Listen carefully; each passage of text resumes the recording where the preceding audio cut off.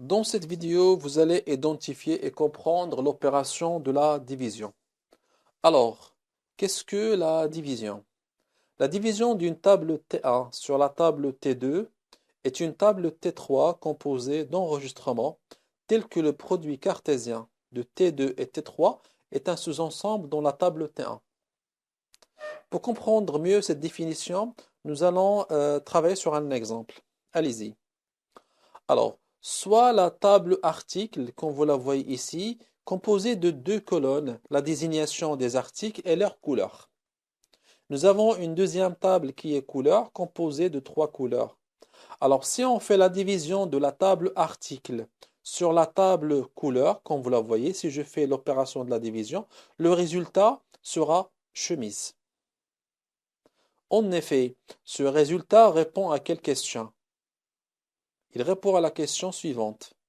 Quels sont les articles qui sont disponibles dans toutes les couleurs?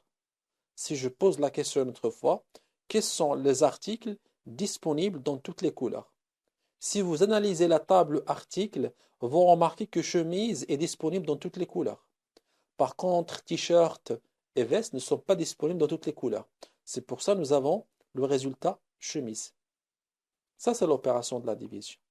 En plus, nous avons dit la définition que le produit cartésien entre T3, le résultat, et la table couleur, le diviseur, T2 par exemple, si on fait le produit cartésien entre chemise bleue, chemise violet, chemise noire, on va avoir un sous-ensemble de la table article. D'accord? Alors ça, c'est l'opération de la division. Malheureusement, presque tous les SGBD n'offrent pas une opération pour exprimer l'opération de la division.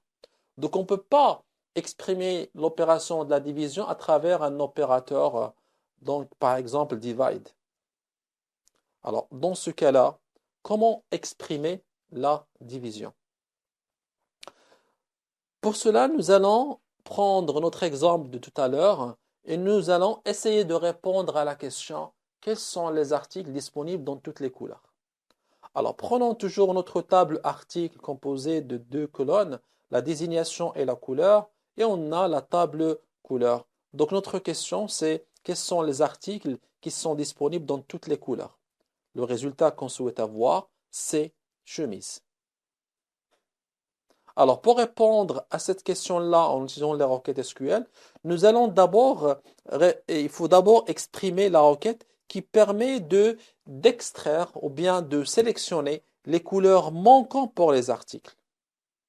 Donc, depuis cette table article, par exemple, nous allons extraire les couleurs manquantes des articles. Par exemple, pour t-shirt, il faut extraire la couleur manquante et pour la veste, il faut extraire la couleur manquante. Donc, ça, c'est un. Il faut extraire ces couleurs-là. Donc, si on arrive à extraire les couleurs manquantes pour certains articles, dans ce cas-là, ces articles ayant des couleurs manquantes, il ne faut pas les sélectionner. Donc, on sélectionne que les articles ayant des couleurs non manquantes. Donc, et enfin, voilà, ne pas sélectionner les articles ayant des couleurs manquantes. Passons maintenant à écrire la requête qui permet de répondre à la première étape de notre question, c'est d'extraire les couleurs manquantes pour les articles. Alors, ce qu'on va faire maintenant, c'est on va extraire les couleurs manquantes pour l'article t-shirt.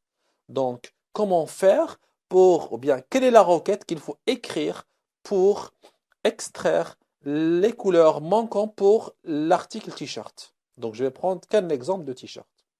Voici la requête quand vous la voyez devant vous. Donc, select étoile from couleur CL. Donc, on va sélectionner les couleurs.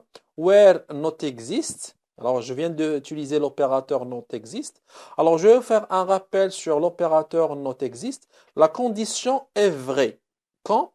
C'est lorsque la sous-requête n'extrait pas de résultat. Lorsque la sous-requête ne fournit pas de résultat. C'est dans ce cas-là que la condition est vraie. La condition est fausse lorsqu'il y a des enregistrements dans la sous-requête. D'accord? Alors, where not exist, select étoile from article as AR, where are désignation est égal à t-shirt, etc. Pour comprendre la requête, je vais prendre un exemple d'enregistrement en faisant certains tests pour comprendre mieux la requête et je vais revenir à cette requête pour l'expliquer. Alors, je vais prendre par exemple dans notre table article, je vais sélectionner que le t-shirt. Alors, je prends le cas de t-shirt, voilà. Et qu'est-ce qu'on va faire? On va le combiner avec toutes les couleurs dans la table couleur. Donc, je vais combiner t-shirt avec bleu et je le vais tester dans la table. Supposons que ça, c'est notre table article. On a deux lignes, t-shirt violet, t-shirt noir. Donc, je vais prendre cette combinaison t-shirt bleu. Je vais la tester. Est-ce qu'il existe ici? Donc, quand est-ce que je choisis la couleur s'il n'existe pas? Donc, je choisis la couleur bleue s'il n'existe pas. Je choisis la couleur violet s'il n'existe pas. Et ben, c'est ce que nous avons dit ici. Where not exist. Donc, ça veut dire quoi qui n'existe pas? C'est lorsque la combinaison entre t-shirt et bleu n'existe pas ici. Donc, qu'est-ce qu'on va faire? Maintenant, nous allons prendre t-shirt avec la couleur bleue. Nous allons le tester avec la première ligne de t-shirt violet. Vous remarquez que la condition n'est pas remplie. T-shirt ici est égal à t-shirt, c'est vrai, mais la couleur bleu ici n'est pas égale à la couleur violet. Vous remarquez ici que dans la sous-requête, where AR désignation est égal à t-shirt, c'est bon, t-shirt égale à t-shirt, and CL couleur, la couleur ici, de la table couleur. Vous remarquez ici, ça c'est la table couleur, je l'ai donné l'alias CL, where and CL.couleur est égal à AR couleur. AR fait référence à la table article. Donc, where la condition ici, c'est que t-shirt est égal à t-shirt, mais la couleur bleue n'est pas égale à la couleur violet. On passe, donc il ne va pas extraire cet enregistrement, il passe au deuxième enregistrement, il compare t-shirt bleu avec t-shirt noir. En fin de compte, il n'y a pas d'enregistrement. Donc, cette sous-requête ne va pas fournir d'enregistrement. La condition est vraie. Dans ce cas-là, la couleur sur laquelle on pointe va être sélectionnée. C'est la couleur bleue. Donc, on vient de déterminer que pour t-shirt, il y a une couleur bleue qui n'est pas sélectionnée, bien qu'il y ait manquante. Passons maintenant à la couleur violet pour voir est-ce que ça marche notre requête. Alors, t-shirt avec la couleur violet, donc on va le tester avec t-shirt violet, la condition est vraie. Dans ce cas-là, R désignation, je suis ici, désignation est égale à t-shirt. And CL couleur, la couleur violet est égale à la couleur violet. La condition est vraie. Donc, il va extraire cet enregistrement. On passe au deuxième. Donc, la condition n'est pas vérifiée. Cette sous-requête va extraire un seul enregistrement. La condition n'est pas vérifiée. Not existe, nous avons dit. Donc, la couleur violet ne sera pas sélectionnée. On passe maintenant à la couleur noire. Donc, il va tester avec le premier enregistrement de la table. La condition n'est pas vérifiée. Il passe pour noir, c'est vrai. Il va extraire cet enregistrement. En fin de compte, la couleur qui vient d'être extraite, c'est la couleur bleue. C'est la couleur manquante pour le t-shirt. Vous remarquez que d'après cet exemple, on vient de tester qu'avec un seul article qui est t-shirt. Et dans ce cas-là, au lieu de sélectionner dans notre table article que t-shirt, pourquoi ne pas sélectionner tous les articles? Dans ce cas-là, au lieu de faire t-shirt, on va faire une requête pour sélectionner toutes les désignations. Et vous remarquez ici, j'ai mis distact parce que dans la table article, il y a les articles, les désignations se répètent, c'est à cause des couleurs.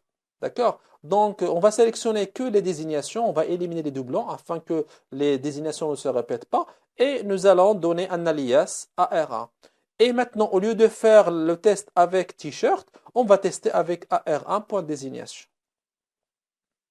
Passons maintenant pour voir la requête d'une manière globale. Donc, vous remarquez ici notre requête, elle reste la même. Mais au lieu de mettre t-shirt, je viens de mettre AR1.désignation. Donc, j'ai mis l'alias pour la sous-requête la plus imbriquée. Je lui donné l'alias AR2, c'est AR2. Tout à l'heure, nous avons fait AR, maintenant AR2 égale à AR1. Et AR1, c'est quoi? C'est ici. C'est la requête la plus haute. From article as AR1. Ça remplace le t-shirt. Et nous avons dit ici where not exist. Cela veut dire que tu vas sélectionner les articles dans les couleurs.